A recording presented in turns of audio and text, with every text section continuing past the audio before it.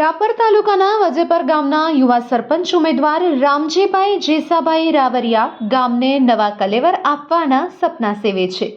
ગામને વિકાસની કીડીએ રામજીભાઈ રાવરિયા લઈ જશે તેવો વિશ્વાસ ધરાવતા અને મુંબઈમાં ગૌરવ સ્વીટ માર્ટની 22 જેટલી શાખાઓ ધરાવતા વિરલભાઈ હાથિયાણી અને 5 ટર્મ સુધી સરપંચ રહેલા વસંતભાઈ મહેશ્વરી શું કહે છે, આવો સાંભળીએ તેમના જ શબ્દોમાં. Report by Ghanshyam Barot. નમસ્કાર દર્શક મિત્રો, હું ઘનશ્યામ બારોટ ને આપ જોઈ રહ્યા છો કચ્છ કેર ટીવી ન્યૂઝ.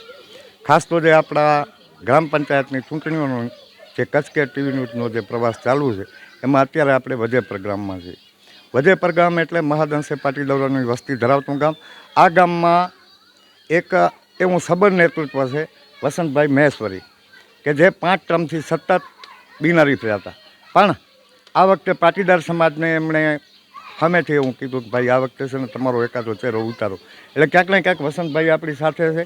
આ ગામના વિકાસમાં એમનું ખૂબ મોટું યોગદાન રહ્યું છે. સરપંચ પદના ઉમેદવાર રામજીભાઈ છે, રામજીભાઈ જેસા છે અને ઘણા બધા મુંબઈના ઉદ્યોગપતિઓ છે, વેપારીઓ છે, બિલ્ડરો છે, જેમની પાસે 1 મિનિટનો સમય નથી, તે છતાંય ગામની ચિંતા કરી અને ગામની ચૂંટણીમાં અહીંયા પોતાનો કિંમતી સમય લઈ અને આવ્યા છે. એટલે આપણે એમને પણ મળશું, પણ સૌથી પહેલાં વસંતભાઈને મળશું. કાકા, ખાસ તો તમારી મારી મુલાકાત આ રામ મંદિરના ચોકમાં ઘણીવાર થઈ ચૂકી છે. આજે પણ થાય ભાઈ, એક વખત ચૂંટણી ટાઈમમાં હું તમને મળી રહ્યો છું, શું કહેશું? જ્યારે ઇલેક્શન આવતું હોય 5 વર્ષે સરપંચશ્રીનો, ત્યારે અમારું ગામ એક પંખીના માળા જેવું, એક પરિવાર જેવું નાનકડું ગામ છે. સૌ સાથે સંપથી, એકતાથી અને ભાઈચારાથી રહેતા આવ્યા છીએ અને હજી પણ રહેશું.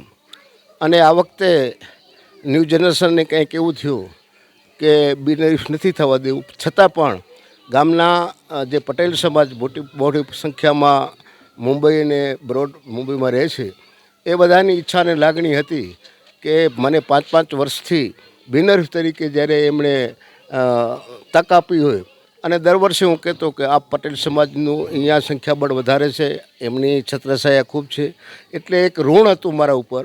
એ ઋણને અદા કરવાનો થોડોક પ્રયત્ન કર્યો અને કોઈ પણ પટેલનો દીકરો ઊભો રહે તો મારા તરીકે મારી નૈતિક ફરજ બને છે અને મેં એમને સમર્થનને ટેકો પણ આપ્યો. ઈચ્છાને લાગણી હતી કે બિનહરીફ થાય ગામમાં, પણ અત્યારના સમય એવો છે કે કોઈકના માઇન્ડમાં એવું હોય અને બિનહરીફ ન થઈ શક્યું.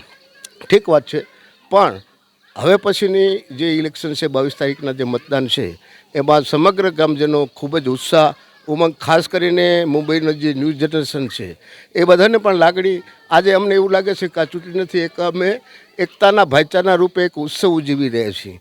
એ રીતે આ લોકો બધાએ આવ્યા છે અને ખૂબ જ સુખ રીતે અને કોઈપણ જાતના વિખવાદને વિતંડાવાદ વગર નિર્વિઘ્ન અમારી ચૂંટણીનું મતદાન જે છે એ પૂર્ણ થશે.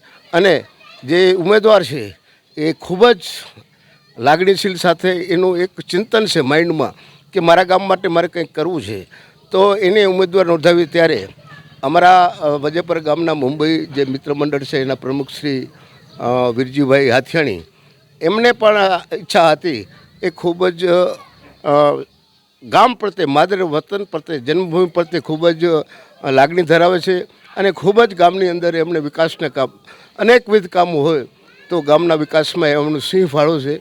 અને એમણે પણ આ રીતે અહીંયા સમર્થન આપી અને આજે ભાઈચારા રીતે અહીંયા શું પધાર્યા છે.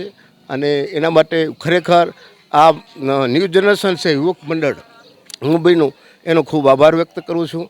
અને આ જે યુવા સરપંચ છે એની પણ ખૂબ જ ગામના ઉજ્જવળ ભવિષ્ય માટે, અને સાથે આ મુંબઈ મિત્ર મંડળને ખાસ કરીને વિરલભાઈ જે છે એમને પણ એક સપનું છે કે ગામને મારે એક આદર્શ, એક રડિયામણું અને તાલુકા જિલ્લામાં નહીં પણ રાજ્ય કક્ષા સુધી આ વજેપર ગામનું નામ રોશન થાય એવા એમના સપના છે.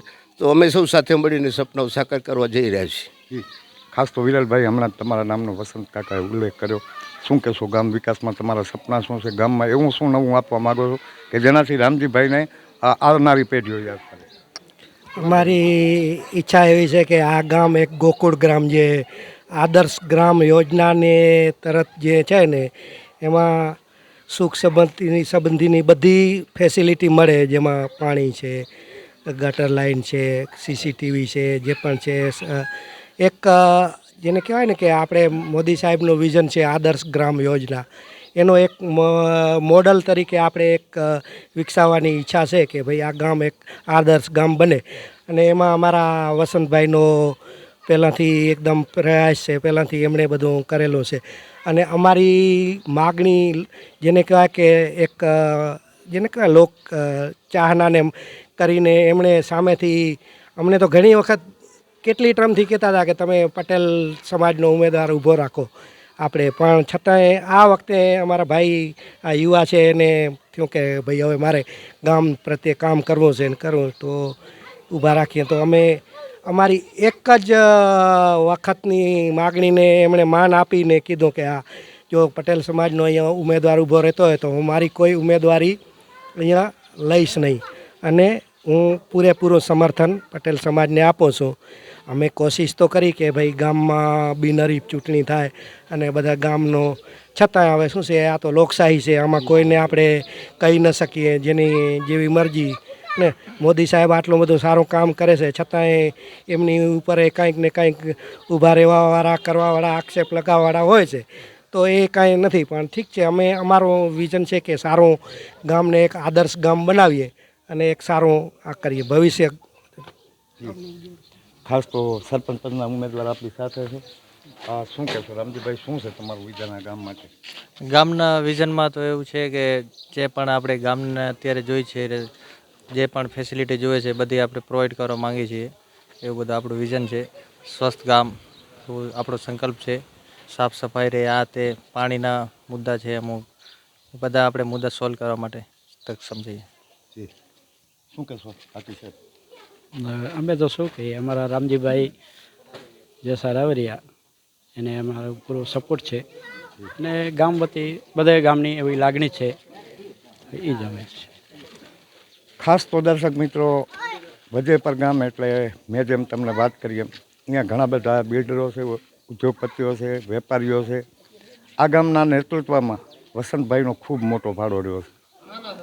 હું માનું છું ત્યાં સુધી 25 વર્ષ સરપંચ રહેવું એ બહુ મોટી વાત છે.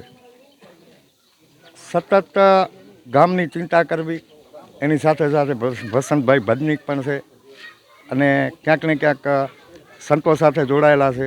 એટલે એમનું જે એક ગામ પ્રત્યેની જે લાગણી છે એ મેં જોઈ છે આ રામ મંદિર જ. ખાસ તો તમારામાં મેં જોયું અત્યારે ટાવરનો પ્રોબ્લેમ છે, એના માટે શું કરશો તમે? નેટવર્કિંગ માટે મતલબ અમારા પ્રયાસ ચાલુ છે ઓલરેડી પહેલેથી જ, અને અમે એના વિશે વાત કરી જ રહ્યા છીએ. સૌ પહેલાં એનો જ એક મુદ્દો છે કે કોઈના મતલબ ફોન આવે તો કોઈને પણ બજાર લાગતા પણ નથી ફોન, પછી ક્યાંય નેટવર્ક ગોતવું આ તે, તો એના માટે અમે કંપનીઓને ઈમેલ કરેલા છે ઓલરેડી. વસંત કાકા, આનો આ પ્રશ્ન છે ને રવેચીમાં સેમ છે. આપણે રવેચી મંદિરે જઈએ ને એટલે ઈસ રૂટકી તમામ લાઈનો બંધ થઈ જાય છે. એટલે આ પ્રશ્ન મને એવું લાગે છે કે ખાલી વજેપર નહીં, આ આખા લગભગ પંથકમાં હોવો જોઈએ. તો એના માટે તમારા ગામ પૂરતો તમારું વિઝન શું? તમે આપ કીધું તેવી રીતે નેટવર્ક આખા વાગડ વિસ્તારમાં જે અંતરિયાળ ગામો છે ને બીજા પણ ગામો છે એમાં આ પ્રોબ્લેમ ખૂબ રહે છે. પણ એના માટે જેમ અમારા યુવા સરપંચે વાત કરી કે જે તે કંપનીઓ છે, ખાસ કરીને જે અહીંયા તો જીઓ અને વોડાફોન રીતનું જે ટાવર છે એમાં કંપનીઓને અમે ભાઈશ્રી કે ઈમેલ પણ કર્યો છે, અને જરૂર પડે તો સમગ્ર તાલુકામાં જ્યાં જ્યાં નેટવર્ક નથી એમને સાથે મળીને કંપનીને એવો અમે વિનંતી કરતો, અને એમને ફરજ પડે કે જ્યાં જ્યાં નેટવર્ક નથી ત્યાં નેટવર્કના ટાવર ઊભા કરવામાં આવે. ખાસ તો વિરલભાઈ, તમે કીધું વાઈફાઈની કાંઈક તમે રજૂઆત કરી, એ બાબતે શું કહો? હા, એ જે જ્યાં સુધી આ મોબાઈલના ટાવર નહીં લાગે ત્યાં સુધી નેટનો પ્રોબ્લેમ, અને નેટ આવશે તો ગામમાં એની લીધે ઓનલાઈન અરજીઓ આ તે બધું એની એક સમૃદ્ધિ છે ને. મતલબ કે કાંઈ પણ આપણે બેન્કિંગ કરવું હોય, મોબાઈલ બેન્કિંગ કરવું હોય તો નેટ વગર કાંઈ નથી થતું આજકાલ.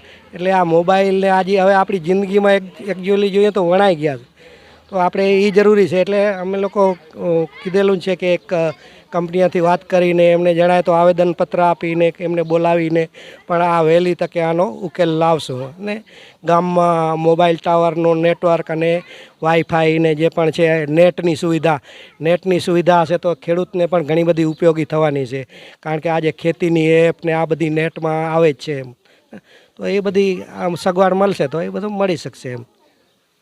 ખાસ તો વસંત કાકા તમારા ગામને બિલ ભરવા માટે બાલાસાર જવું પડે છે ને જ્યાં સુધી સાંભળ્યું ત્યાં સુધી એના માટે તમે ગ્રામ પંચાયત દ્વારા શું કરો?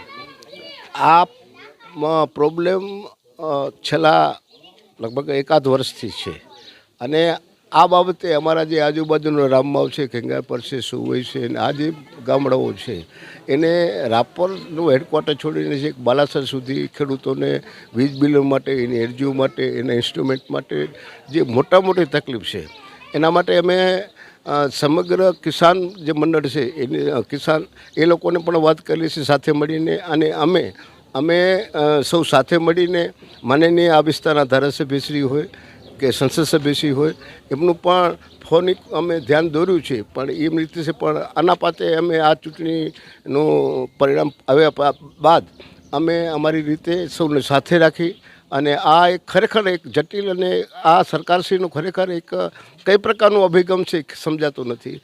અને 17 કિલોમીટર દૂર હોય ઓફિસ, એની જગ્યાએ 35-40 લગભગ 50 કિલોમીટર જેવું થતું હશે બાલાસર, ત્યાં ધર્મના ધક્કા ખાવા પડતા હોય છે. એટલે ખૂબ જ આ એક અજુગતી આ વ્યવસ્થા કરવામાં આવી છે, તો એને ફરીથી રાપર સુધી આ હેડક્વાર્ટર આવે એવું અમે ગંભીરતાપૂર્વક વિચારીએ છીએ અને એની રજૂઆત પણ ખૂબ જ અમે વજનદાર રીતે કરીશું. ખાસ તો હું માનું છું ત્યાં સુધી ગ્રામ પંચાયતમાં આ બાબતે કોઈ વ્યવસ્થા ન થઈ શકે. જેમ કે આખું ગામ ગ્રામ પંચાયતમાં એક સમય ફાળવે ગ્રામ પંચાયતમાં ભરી જાય અને ગ્રામ પંચાયત ડાયરેક્ટ સીધું ત્યાં ભરી નાખે, એવું ન થાય. હા, એ પણ વિકલ્પ સારો છે. અમે એ વિશે કહું કે અહીંયા ઈ-ગ્રામ યોજના હોય કે જે અત્યારે તો દરેક જગ્યાએ મોટા વીજ બિલ, અને આમે જે પાવર કંપનીઓ છે જે છે એ પોતાના ભુગતાન ઘરના મીટર બિલ અને વીજ બિલ છે એ ઓનલાઈન પર થતા હોય છે. તો એના માટે ગ્રામ પંચાયતમાં અમે આ વ્યવસ્થા ઊભી કરશું ને વજેપર ગામના તમામ જે કાંઈ બિલો હોય, ઓનલાઈન એપ્લિકેશનો હોય કે ડિમાન્ડ હોય, એ બધું અહીંયા અમે એક વ્યવસ્થિત રીતે એનું અમે સંચાલન કરશું ને એનું અહીંયા અમે સ્થાપન કરીશું. રામજીભાઈ, ખાસ તો પર્યાવરણ વિશે તમે શું વિચારો છો? આજે જ્યારે આ સ્વચ્છતા અને પર્યાવરણ વિશે વડાપ્રધાનશ્રી જ્યારે ગંભીર રીતે વિચારતા હોય, કાલ જ ધારાસભ્યશ્રી દ્વારા એક કાકા રોપા વિતરણનું આયોજન કરવામાં આવ્યું હતું, એટલે પર્યાવરણ વિશે શું કહેશો? સ્વચ્છતા વિશે શું કહેશો? સ્વચ્છતા પર્યાવરણ વિશે તો એવું છે ને કે વધારેમાં વધારે આપણે વૃક્ષો વાવવા જ જોઈએ, એ તો સાચી વાત છે. કારણ કે એનાથી વરસાદ છે આ તે બધું આપણે વાતાવરણ ક્લીન રહે. અત્યારે તો ગરમી પણ જો તમે જોઈ રહ્યા છો, અને વૃક્ષો વધારે હોય તો પછી પર્યાવરણ પણ સાફ સુથરું રહે અને હિમોગ્લોબિન આ જે છે બધા અમુક જે વરસાદ છે એ બધા સારી રીતના બધા આવે. ને પછી બીજું ગરમીનું પ્રમાણ અત્યારે અમારા ગામમાં ઓલરેડી વૃક્ષો અમે વાવેલા જ છે, બહુ સારા બધા અત્યારે મોટા પણ થઈ ગયા છે એવું બધું છે. અને અમે એના બારામાં પછી જે વરસાદ અત્યારે ચાલુ જ છે, અમે કન્ટિન્યુ અમે હમણાં એવો પ્રોગ્રામ વિચારી પણ રહ્યા છીએ વૃક્ષો વાવવા માટે. એના વિશે છેલ્લો પ્રશ્ન તમને કરું, તમને આ ગામની પેઢીઓ યાદ રાખે એવું એક કામ તમને પસંદ કરવાનું આવે તમે શું કરો કે તમને એનાથી છે ને પેઢીઓ યાદ રાખે? પેઢીઓ યાદ રાખે એવું તો શું કામ કરી, બધું કામ કરી આપીએ અમે, એવું કાંઈ નથી. ઘણા બધા માણસો એવા છે એમના મકાન નથી બન્યા, તો એ મકાન પણ અમે બનાવવા માટે એવા પ્રયાસ કર્યા છે, તો શાયદ એનાથી પણ પેઢીઓ યાદ રાખી શકે કે મકાન બની ગયા અમારા, એવી રીતના. ખાસ તો દર્શક મિત્રો, રામજીભાઈ જેસાભાઈ કે રાબરિયા આ મુંબઈમાં ઉછરેલો યુવાન છે. એની પાસે ગામડાનો અનુભવ ઓછો છે, પણ જે ધરતીમાં તમે જન્મ લીધો છે ને એ ધરતી પ્રત્યેની જે એનું ઋણ ઉતારવાની જે ભાવના છે ને એ અનન્ય છે. આપણે આશા રાખીએ કે રામજીભાઈની જે આ ભાવના છે એને ભગવાન પરિપૂર્ણ કરે અને આ ગામ જે રીતે વિકાસની દોર ઉપર આગળ હતું એની શૃંખલા આ જ રીતે જળવાતી રહે. ઘનશ્યામ બારોટ, કચ્છ કે ટીવી ન્યૂઝ, વજેપર, કચ્છ.